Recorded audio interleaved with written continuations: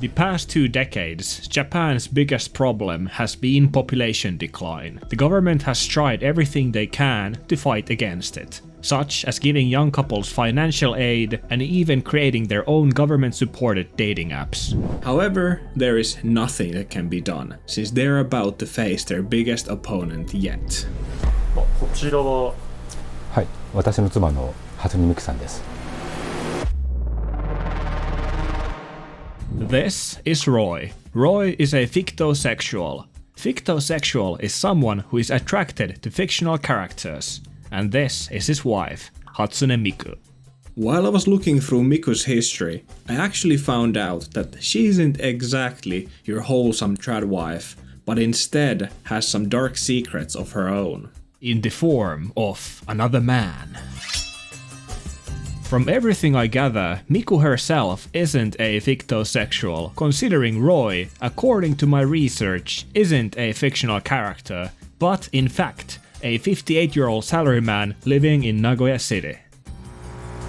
仕事されてると、手紙伝なんか住んでた人されるんですか？こうやっている限りは大丈夫です。外出が時間が長いとすれますね。今なんかどんな感情を抱いてる？今普通に穏やかな感じですね。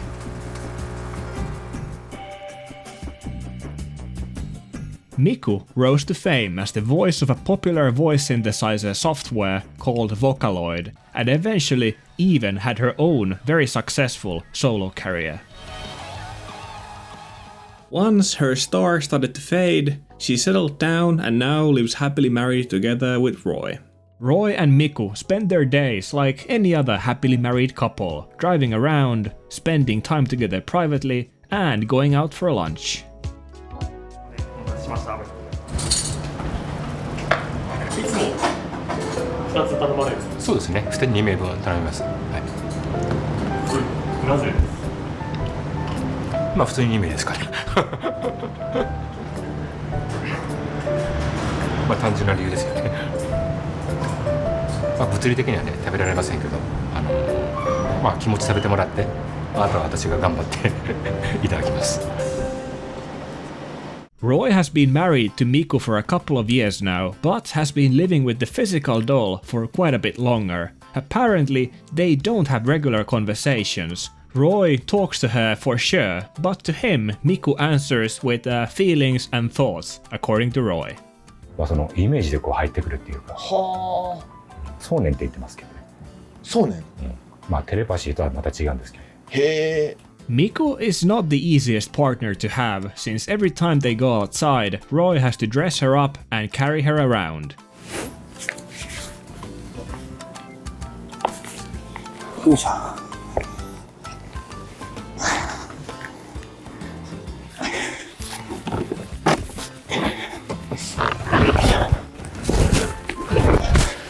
One could easily think this is just your regular love story. A guy meets a girl, they fall in love, she isn't real, wacky hijinks happen. But things aren't that simple with Miku. You see, she has a past life of her own. Roi actually isn't her first husband. In fact, Miku was and still is already married to a man named Akihiko Kondo.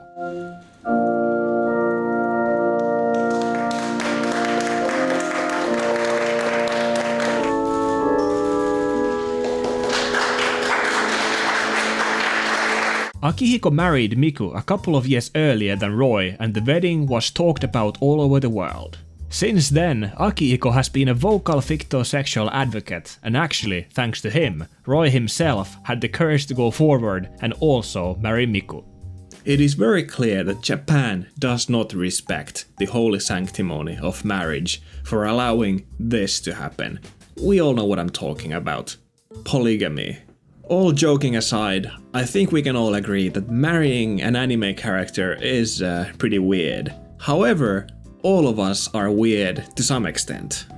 Now, I'm probably much weirder than you are, but I think even you yourself have had a conversation with someone for 10 minutes where the other person has left the conversation thinking you were weird for whatever reason. Now of course, there are levels of weirdness, but the point is, may the person who has never been weird throw the first stone. So, let's not look at these people and brush them away just because having a doll as your partner is a bit weird, because if we think about it a little bit further, it may not be that weird after all. Now, here's a couple of incomplete thoughts that I've had while making this. When a kid has a doll and pretends that it's more than a doll, it is fully normal to play along and pretend the doll is alive. Like when I was a kid, I remember once wanting to have a birthday party for one of my stuffed animals, probably because I wanted to eat cake or something, but my parents were nice enough to play along. Now, how about if a parent had lost their child and were unable to get over it and had a doll that was their pretend child? It would of course be really sad, it would be a bit weird too, but you probably would think about it in a little bit of a different light. All I'm trying to say is that there are situations where us people pretend a doll is more than a doll, and we more or less accept it. So shouldn't we also try to accept it in this situation too? I mean, Ryan Gosling had a doll girlfriend, and he's literally me.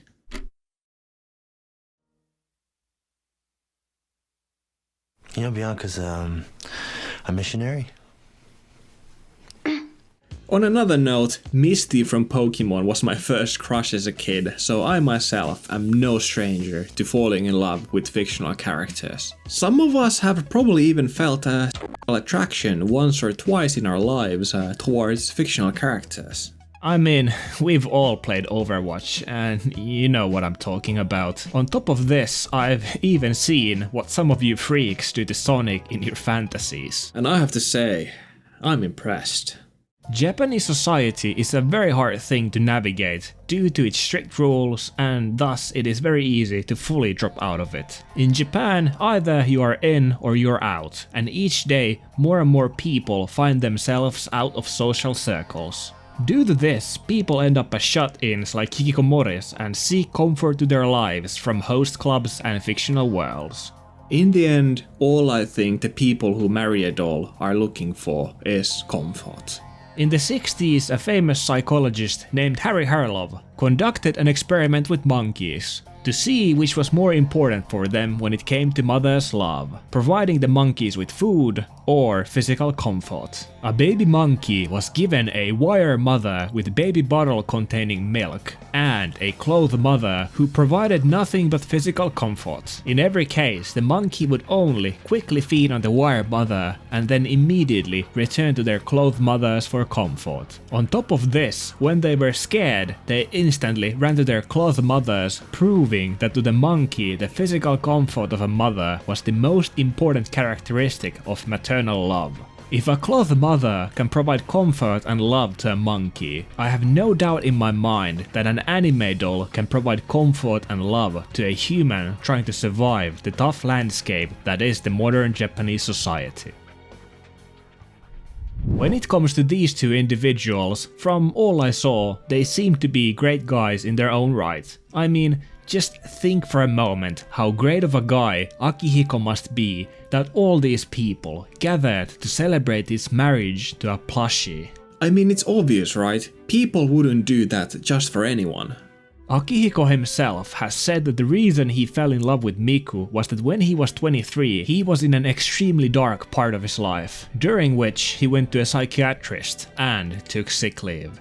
During his sick leave, he started going to Hatsune Miku fan events, where he found people with similar interests. The community was tight-knit and he found a new family of sorts. So, in a roundabout way, thanks to Hatsune Miku, Akihiko was able to recover and start a new, much happier life. Later on in his life, he considered Miku as his savior, which is why he decided to marry her as a symbol of his appreciation. Kondo says some people have accused him of being a creepy otaku, which loosely translates to geeks who live an antisocial life. Others have accused him of contributing to Japan's declining population, while some have even accused him of stealing their pop star. But that doesn't faze Kondo, nor does the fact his parents didn't attend his wedding. He says he hopes his declaration of love to a trademarked character will inspire others to find marital bliss, in whatever form that might take. I simply hope people can look past these guys' quirks and see them for who they really are as people. 桜好きだもんね。見える？さっきこれ外れて怖かったね。ごめんね。写真撮るミク。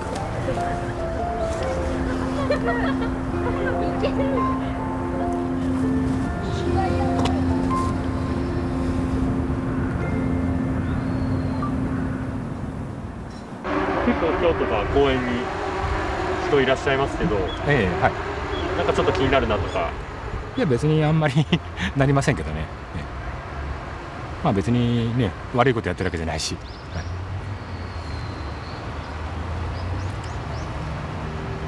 まあそんなに特別な目でまあ見られないようにはなってほしいですよね。やっぱりその一番気にするのは私は別にまあ変なこと言われても全く構わないんですけど、やっぱりこのうちのミクがねやっぱりちょっと変な風に言われるのはやっぱりまあ嫌ですから。